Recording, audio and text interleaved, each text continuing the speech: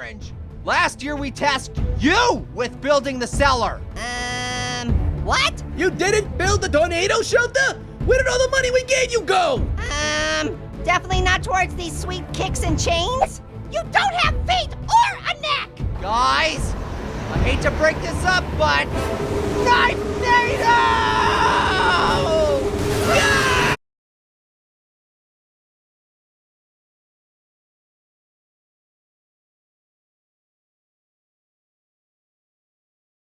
Like it, subscribe, hit the notification bell, share it.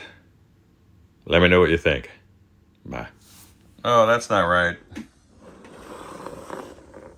That's probably more like it. No? No? Okay. That's not right. That's right now. So, what happens when you take a relatively bland orange AD140 and decide to spice up the lead channel? I think that by and large, the main complaint with this particular model orange is the fact that there's not enough distinction between the two channels. Now, both channels are stock are capable of developing a bit of drive, with the second channel, channel 2, having a bit more gain on tap. But that doesn't really tell the whole story. Even the additional gain is not what most folks would consider adequate for contemporary styles music. And even hell, going back to classic rock type tones, this amp, just from a cursory look at the schematic, has some of the hallmarks that you would come to expect from classic Marshall designs. And I guess the thing was designed on the same island. Maybe there's a little bit of that historical DNA in there somewhere. So we'll take that into consideration.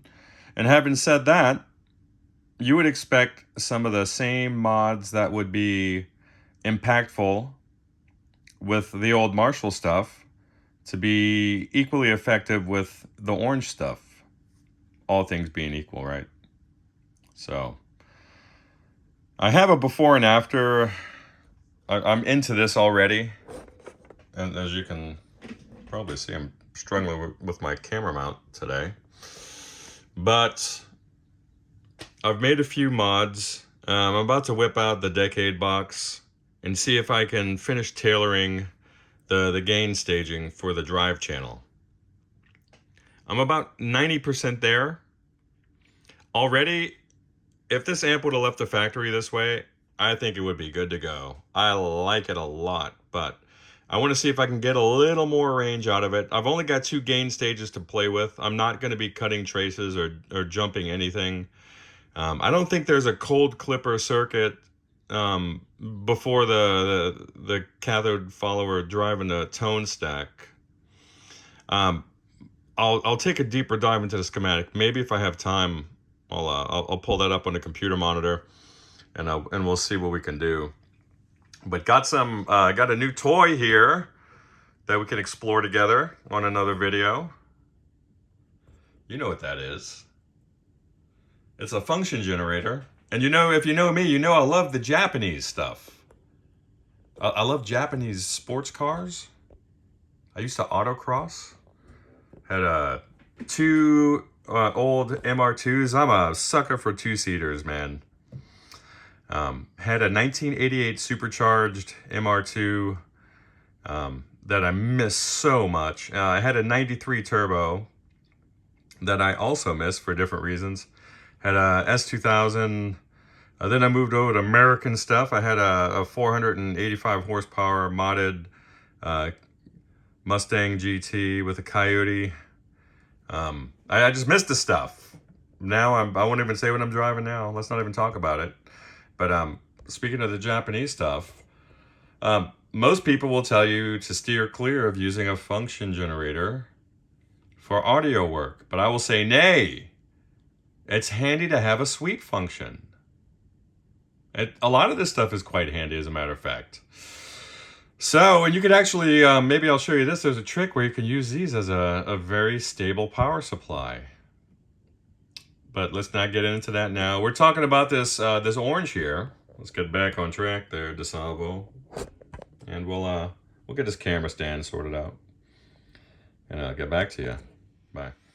All right, this will be a very loud sample. This is where the amp was at stock.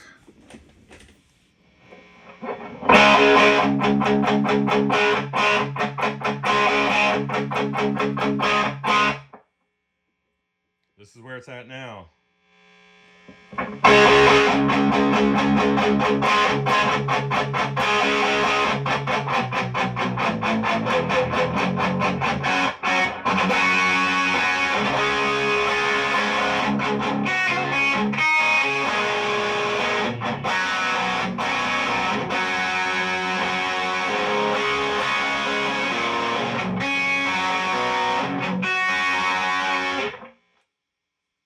Love it.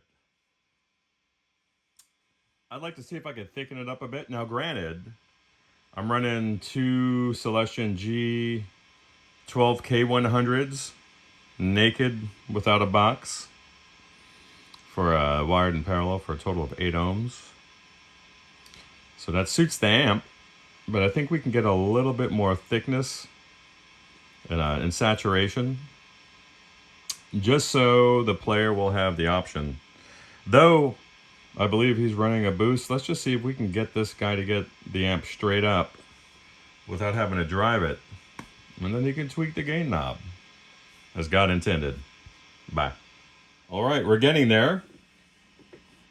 So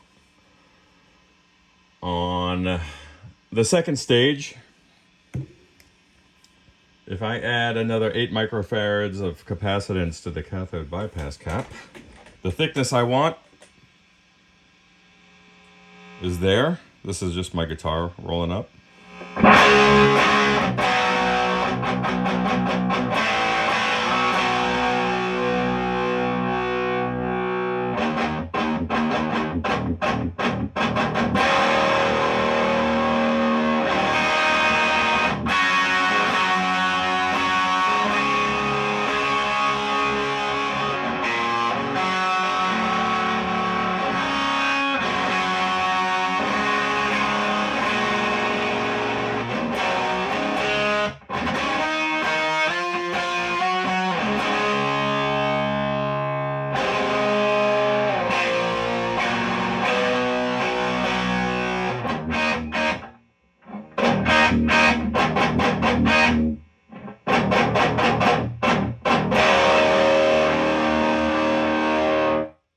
So we'll keep that.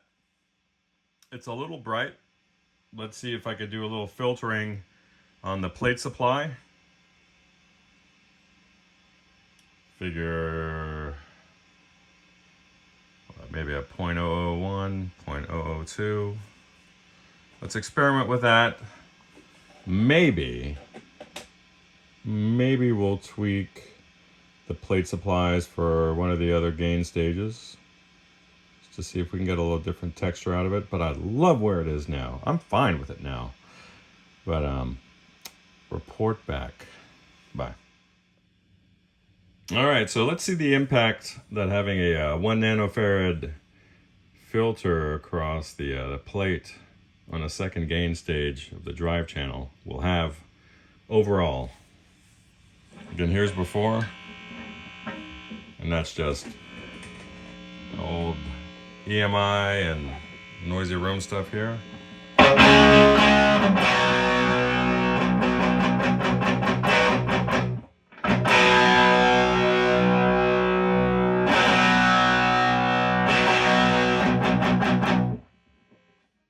Alright, let's clip her in.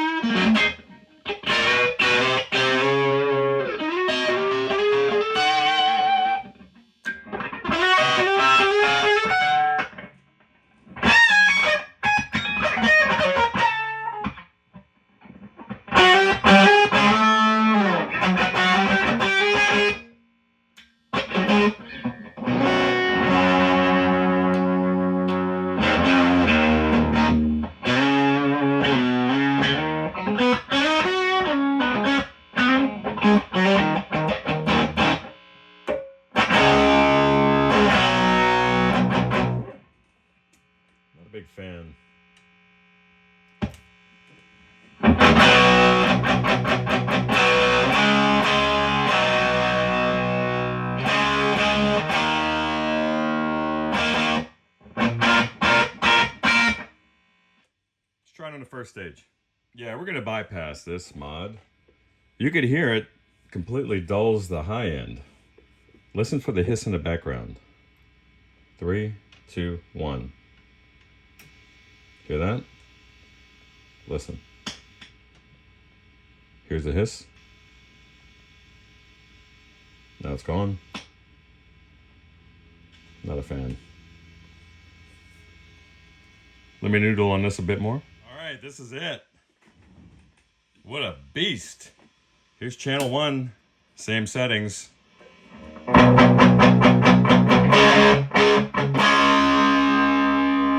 2.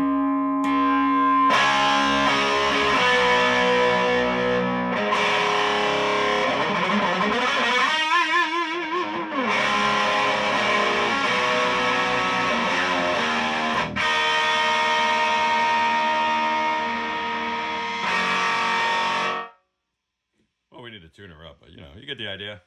Bye.